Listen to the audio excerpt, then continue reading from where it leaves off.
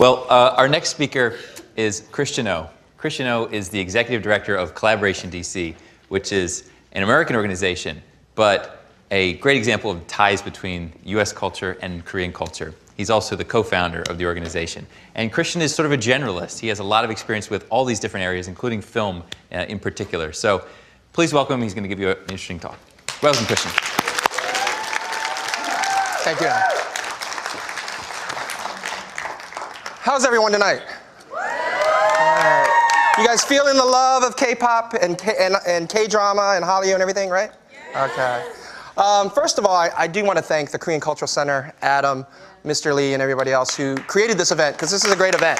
Don't you guys think? Come on. And the performances, of course, were incredible as well. Coco Avenue, Dave Yoon, and you're in for a treat later with Dave Toller and, of course, Puma Shock. Who's not excited about that? My talk, I mean, I had all this stuff written out. It could be a very academic presentation, but I decided I'm going to go against that because you guys can read what I have up here. But I want to educate you a little bit because what you have to realize, before we can talk about the digital age of Hallyu, we should also talk about where certain origins behind Hallyu. So we've got everything from K-dramas, K-pop, K-cinema, but something that a lot of bloggers and a lot of people that follow Hallyu, they don't talk about K-food. How many love Korean barbecue? Come on. All right. And then you guys also see there's a lot more of these food trucks. You know, everything from the Korean tacos. You're also seeing, like I was at a restaurant the other day, and it wasn't an Asian restaurant, but they had kimchi slaw. I mean, so it's becoming much more pervasive. As you guys can see, it is actually being very infectious, the way that Korean culture and Korean aspects are now, you know, in our everyday lives. So K-food, I'm not going to really talk a lot about because you guys can easily go to Annandale or any of these restaurants and really experience and enjoy the food. But it's the other three, the dramas, the music, the movies. Let's start with dramas. I mean, a lot of people don't realize that K-dramas have been around for a lot longer than just the 90s. It really got its start in the 70s as more and more Koreans were immigrating to this country. There needed to be an outlet or an avenue to view Korean dramas. So what happened? Well, some people got smart. They created local broadcasting of Korean dramas. But more importantly, and I actually think Min mentioned this, is the video rentals, okay? I remember being a very little kid and my mother having like a shopping bag full of videos because she wanted the whole set. Just like you guys do now, episode 1, episode 2, episode 3, and then it's 6 hours later and you realize, oh my gosh, I need to go to work tomorrow. You know, it happens. But what I'm saying is it's infectious. It continues. So that those were the only two outlets. And it started in Los Angeles, but then it spread to the major cities. I mean, I grew up in a very small town in Southern Virginia. So my mom actually drove up to DC to pick up these videos. That's how fanatic she was, okay? We also realize now, not only drama fever, but there's a myriad of all these outlets for K-drama. Let's think about it. You not only have the legitimate sites like Drama Fever, Crunchyroll, but there's a lot of sites that are being filtered or what I would say siphoned immediately. Let's say you have a drama that airs today in Korea. The next 5 minutes, it's on a Chinese site like maplestage.com or Viki or some of these other ones because people want it when they want it, right? You also have to realize that you know, it's unique. It's not just Koreans that are watching this.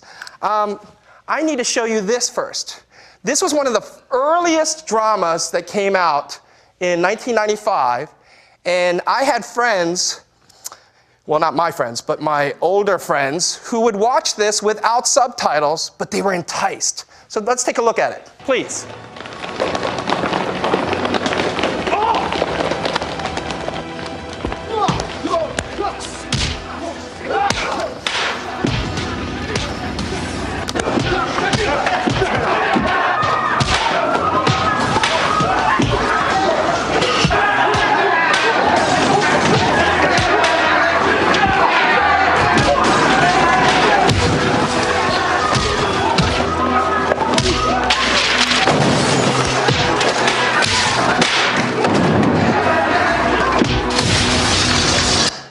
Okay, this was called moreshige, or hourglass, also translated as sandglass.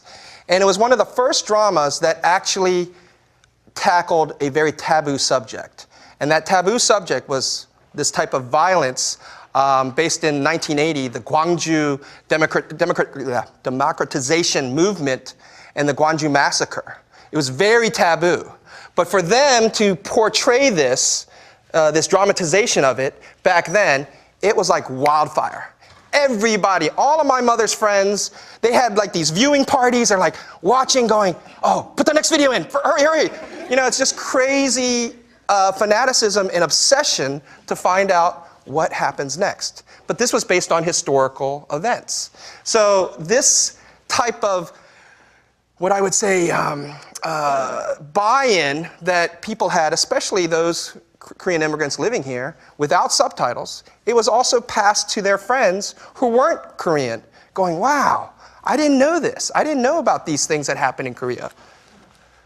Then, of course, let's fast forward a little bit. You can play this clip, please.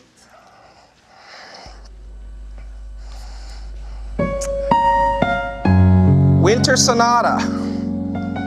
I mean, it became a romantic peak for a lot of Korean Americans and non-Korean Americans who watched this series. When it got shown in Japan, it was one of the highest rated shows in Japan. And then what led to that? Tourism. Meaning, oh, I want to go to the places that these scenes were filmed. You know, I want to relive those moments that I saw in the video. All right? So again, it was just this relativity, this connection that people had to this particular drama. We talked about food, right? What about this one? You can play the clip.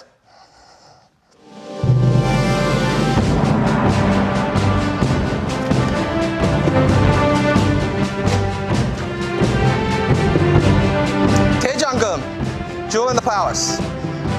You know, my wife actually loved this drama because of the food aspect behind it, the old school recipes and the care and the amount of time and attention it took to make these dishes. So